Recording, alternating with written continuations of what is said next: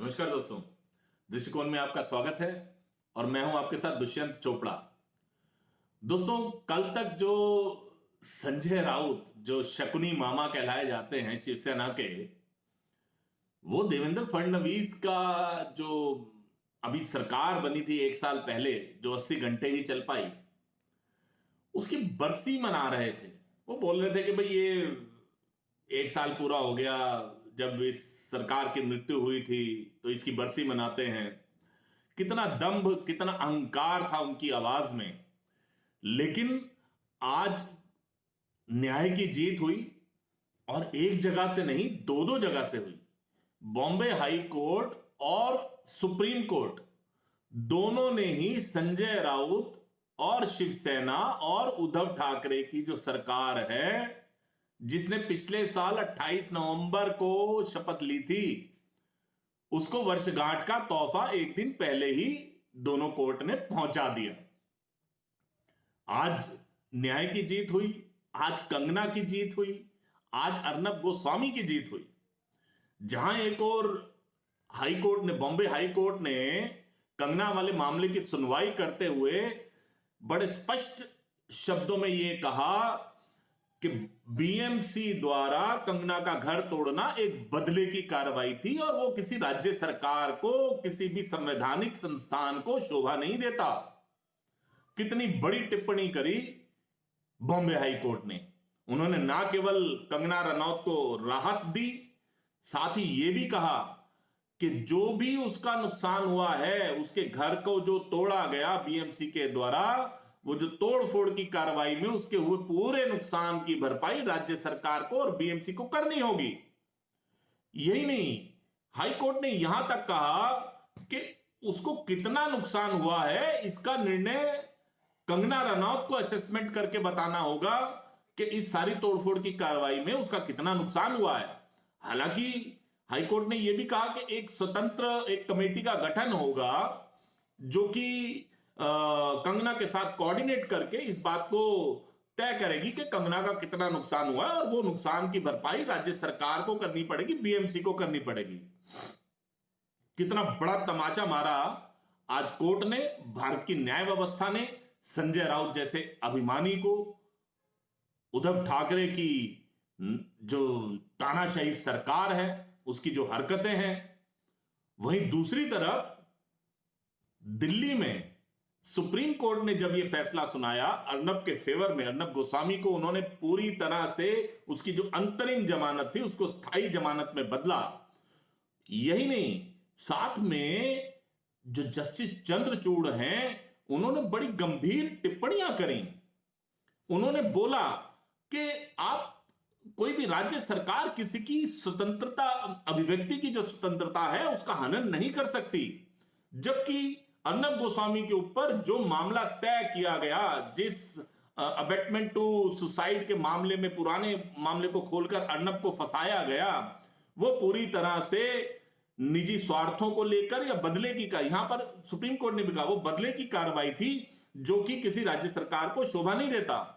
यही नहीं, supreme court ने एक नजीर पेश करी। उन्होंने बॉम्बे हाई कोर्ट के जजों की भी खिंचाई करी, उनको नसीहत दी कि आप मामले को मेरिट पर सुनिए। आप इस चीज को इस तरह से किसी के दबाव में आकर कोई अपना फैसला नहीं सुना सकते। आप मामले की मेरिट में आपको जाना होगा। सुप्रीम कोर्ट ने बॉम्बे हाई कोर्ट को भी लताड़ लगाई। यह अपने आप में एक ऐतिहासिक फैसला था। आज का दिन ऐतिहासिक बना दिया बॉम्बे हाई कोर्ट ने और दिल्ली में ऑनरेबल सुप्रीम कोर्ट ने। जस्टिस चंद्रचूड़ ने अपनी टिप्पणी में राज्य सरकार को बुरी तरह से लताड़ा, बॉम्बे हाई कोर्ट को बुरी तरह से लताड़ा। और सबसे बड़ी बात यह है कि जब यही जस्टिस चंद्रचूड़ ने अंतरिम जमानत दी थी 11 नवंबर को अर्नब गोस्वामी को, तब उस समय ये जितने भी लेफ्ट लिबरल गैंग के जो पत्रकार हैं ना, जितने लेफ्ट लंपट, राजदीप सरदेसाई, अरफा खानम, बरखा दत्त, कितना इन लोगों ने तब हो हल्ला किया था अर्नब को जमानत मिलने पर। भारत की न्याय व्यवस्था के ऊपर प्रश्न चिन्ह लगाने की कोशिश की गई थी। आज जस्टिस चंद्रचूड़ ने बिल्कुल न्यायिक भाषा में, कानूनी भाषा में उन सभी लेफ्ट लंपटों का बराबर जवाब दिया और बिल्कुल तर्क संगत बात करते हुए उनको बिल्कुल चुप करा दिया। ये अपने आप में आज एक जो फैसला हाई कोर्ट और सुप्रीम कोर्ट का आया है, ये उद्धव ठाकरे जैसी जो तानाशाह प्रवृत्ति की सरकार है उनके लिए एक बहुत बड़ा सबक है कि आप अगर सरकार चला रहे हैं तो यह जरूरी नहीं है कि आपकी हर नीति से, आपके हर फैसले से जनता का हर वर्ग खुश हो, सहमत हो। अगर जनता का कोई वर्ग या मीडिया का कोई चैनल या अखबार या कोई भी अगर उसके खिलाफ आवाज उठाता है तो हमारा संविधान उसको ये सुविधा देता है, उसको ये अधिकार देता है कि वो सरकार के फैसलों का विरोध कर सके। लेकिन सरकार अपनी तरफ से ही ऐसी बदले की कार्रवाई करने का उसको कोई अधिकार नहीं है कि अगर कोई आपके खिलाफ बोल रहा है तो आप उसको पकड़कर जेल के अंदर ठूंस देंगे। आज सुप्रीम कोर्ट के इस फैसले का हम लोग स्वागत करते हैं। जस्टिस चंद्रचूड़ और उनकी पीठ का हम लोग साधुवाद देते हैं। साथ ही बॉम्बे हाई कोर्ट भी आज तारीफ का, सराहना का हकदार है, हम उनको भी साधुवाद देते हैं। और जितनी भी महाराष्ट्र की जनता और देश भर की जनता जिन्होंने इस पूरी लड़ाई में अर्नब का साथ दिया, कंगना का साथ दिया, सच्चाई का साथ दिया, आज उन सब के लिए भी बहुत खुशी का दिन है। लेकिन ये फैसला अभी एक पड़ाव है, ये फाइनल परिणति नहीं है। अभी ये सच की लड़ाई, अभी ये स्वतंत्रता, अभिव्यक्ति की स्वतंत्रता की जो लड़ाई है, अभी ये जारी रहेगी। क्योंकि सरकार में जो वहां पर महाराष्ट्र में बैठे हुए हैं वो लोग भी चुप नहीं बैठेंगे। वो संजय राउत जो कि अपने बड़बोलेपन के लिए जाने जाते हैं, अब इसके ऊपर वो कैसे रिएक्ट करेंगे ये देखने वाली बात है।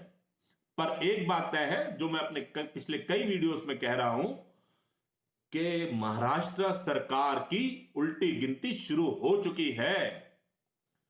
अब वो कितने दिन चलेगी ये देखने वाली बात है। अगर आपको भी लगता है कि दृष्टिकोण द्वारा कही गई बात का आप समर्थन करते हैं, उसके साथ हैं, तो कृपया इस वीडियो को लाइक कीजिए, ज्यादा से ज्यादा शेयर कीजिए और आपके कमेंट्स का हमें जरूर इंतजार रहेगा। आप अपनी प्रतिक्रिया जरूर दीजिए। और साथ ही अगर अभी तक आपने हमारे चैनल को सब्सक्राइब नहीं किया है तो कृपया चैनल को सब्सक्राइब कीजिए, साथ वाले बेल आइकॉन के बटन को दबा दीजिए ताकि हमारे हर आने वाले कार्यक्रम की सूचना आप तक समय से पहुंच पाए। बहुत बहुत धन्यवाद दोस्तों।